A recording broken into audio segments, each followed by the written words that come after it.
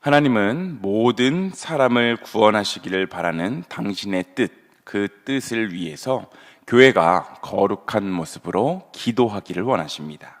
특별히 교회 공동체는 이러한 하나님의 그 마음과 뜻을 이해하고 자신의 기도 제목을 위해서 열심히 기도할 뿐만이 아니라 한 마음으로 모든 사람을, 한 마음으로 다른 사람을 위해서 기도할 수 있어야 합니다. 하나님은 모든 사람을 구원하시기 위해서 독생자 예수 그리스도를 이 땅에 대속물로 보내주셨는데, 이제 예수 그리스도를 구주로 영접하는 그 모든 자들은 구원을 받게 됩니다. 하나님은 이것을 위해서 예수 그리스도의 귀한 몸된 공동체, 교회를 세우셨고, 교회들이 그 귀한 뜻을 이루기를 원하시기 때문에 교회는 모든 사람들을 위해 기도할 수 있는 바로 기도 공동체가 되어야 하는 것입니다. 물론 교회에서 이루어지는 사역들은 참 많습니다. 전도, 또 교제, 양육, 나눔, 찬양 등 너무나도 많은 사역들이 진행이 되지만, 많은 사람들이 기도는 사역이다라고 생각을 하지 않을 때가 참 많습니다. 말씀을 전하는 집회가 열리거나 교회에 다니지 않는 사람들을 초대해서 뭔가 나눔 행사를 진행한다든지 이런 것을 할 때에는 하나님의 사역을 내가 감당하고 있다라고 생각을 하지만, 잠잠히 기도하는 것, 이것은 사역이라고 생각하지 않는 사람들이 많이 있다라는 사실입니다.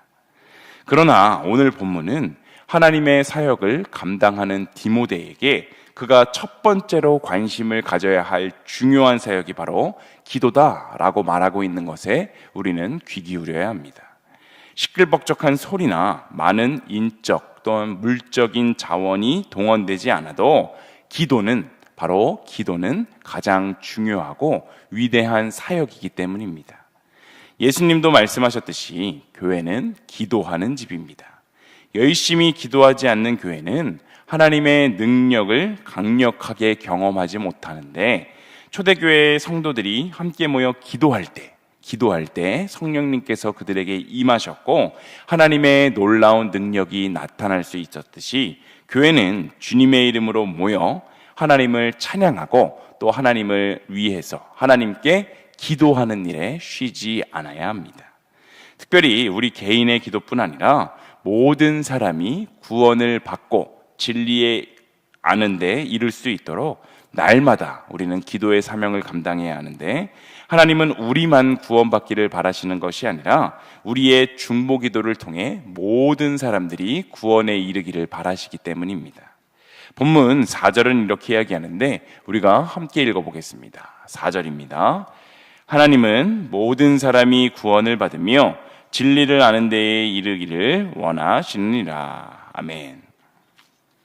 하나님은 모든 사람이 구원을 받고 진리를 아는 데에 이르시기를 원하시는 분이신데, 이 중보기도는 이 세상의 모든 사람을 대상으로 사역할 수 있는 놀랍고도 위대한 사역입니다.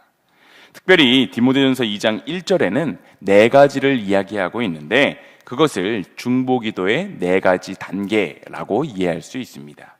본문 1절을 우리가 함께 읽어보겠습니다. 1절입니다. 그러므로 내가 첫째로 권하노니 모든 사람을 위하여 간구와 기도와 도고와 감사를 하되. 아멘. 모든 사람을 위하여 간구와 기도와 도고와 감사를 하라라고 말하고 있는데, 먼저 첫 번째 중보기도의 단계는 바로 간구입니다. 간구의 사전적인 정의는 간절히 바란다라는 것입니다. 이 간구는 기도의 유형이라고 말하기보다 기도의 태도다라고 말하는 것이, 이해하는 것이 우리가 더 쉬운데, 기도할 때 간절하게 바라는 마음으로 기도하는 것, 바로 이것이 간구이기 때문입니다. 우리가 기도하는 이유가 무엇입니까? 우리의 무력함과 연약함을 알기 위해서 기도합니다. 피조물인 우리의 무력함을 깨닫고 천지 만물을 창조하신 하나님을 신뢰함으로 주님 앞에서 우리가 기도하며 나아갈 때 주님께서는 우리의 필요한 것, 우리의 필요를 아시고 공급해 주실 것이다 라는 확신이 있기 때문에 우리는 기도할 수 있는 것입니다. 바로 이것이 간구입니다. 두 번째는 기도라고 말하고 있는데, 기도와 도고라는 것이 둘 다 기도의 범주에 대해서 이야기를 하는 것이지만 기도라는 단어는 하나님과 나의 관계, 그 관계성 속에서 이루어지고 있는 기도를 강조한 것입니다. 그러므로 우리는 기도할 때 가장 먼저 하나님을 의식할 수 있어야 하는데, 무엇보다도 기도는 하나님의 임재를 의식하고 인식하는 것이기 때문입니다. 세 번째, 도고는 기도와 이어지게 되는 것인데, 우리가 기도할 때 하나님의 임재에 대해서 의식하지만 동시에 우리는 하나님 앞에서 하나님의 도움이 필요한 이웃들이 떠오르게 됩니다. 바로 그들을 위해 기도하는 것, 그들을 위해서 우리가 함께 기도할 수 있는 것, 바로 이것을 도고라고 합니다. 즉 우리가 흔히 이야기하는 중보라는 말과 도고라는 말을 같은 맥락에서 이해할 수 있습니다. 마지막 네 번째는 감사입니다. 우리가 기도할 때 우리의 기도를 응답하실 하나님이 계시다는 것, 우주의 창조자이시며 만물의 섭리자이신 우리 하나님과 대화와 교제를 나눌 수 있다는 것은 너무나도 큰 특권이고 축복입니다. 이 기도가 얼마나 큰 특권인지를 우리가 깨닫는다면 우리는 자연스럽게 감사의 자리로 나아갈 수 있습니다. 우리의 모든 기도는 우리를 감사의 자리로 이끌어낼 수 있어야 하는데, 우리가 기도를 마쳤을 때 우리의 마음에 하나님을 향한 감사의 마음이 가득 들어차게 된다면 그것은 분명 올바른 기도이고 하나님께서 기뻐 받으시는 기도입니다. 중보기도의 사역의 이 네 단계를 정리하면 우리는 하나님 앞에서 우리 인간의 무력함과 연약함을 깨닫고 간절한 마음으로 주님 앞에 서서 하나님을 바라보게 됩니다. 그리고 하나님의 임재를 의식하면서 하나님과 대화하고 하나님과 교제하는 가운데 우리는 나의 필요뿐만이 아니라 나의 사랑하는 가족, 이웃, 또 나라와 민족, 우리 교회를 위해서 기도하게 되는데, 기도할 때 나의 기도를 들으시고 나에게 여전히 같은 자리에서 한없는 사랑으로 나를 바라보고 계신 그 주님께 감사하는 마음이 넘쳐나게 됩니다. 바로 이것이 중보기도입니다. 우리는 이 중보기도를 통해서 세계 열방의 모든 사람들을 위해 기도할 수 있는 것입니다. 우리는 너무나도 부족하고 연약하지만 그럼에도 불구하고 기도하며 하나님과 교제할 때 하나님께서는 그 기도를 기뻐하시고, 또한 나의 기도 제목뿐만이 아니라 나라와 민족, 나의 가족과 이웃을 위해 기도할 때 더욱 기뻐하시며 응답해 주신다는 사실을 기억하고 언제나 기도하기에 애쓰시되, 또한 특별히 중보하며 기도하기에 애쓰시는 우리 일신교회 모든 성도님들이 다 되시기를 소망합니다. 그런데 우리가 주목해 보아야 하는 것은 바로 5절의 말씀입니다. 5절 말씀을 우리가 함께 읽어보겠습니다. 함께 읽습니다. 하나님은 한 분이시요 또 하나님과 사람 사이의 중보자도 한 분이시니 곧 사람이신 그리스도 예수라. 아멘.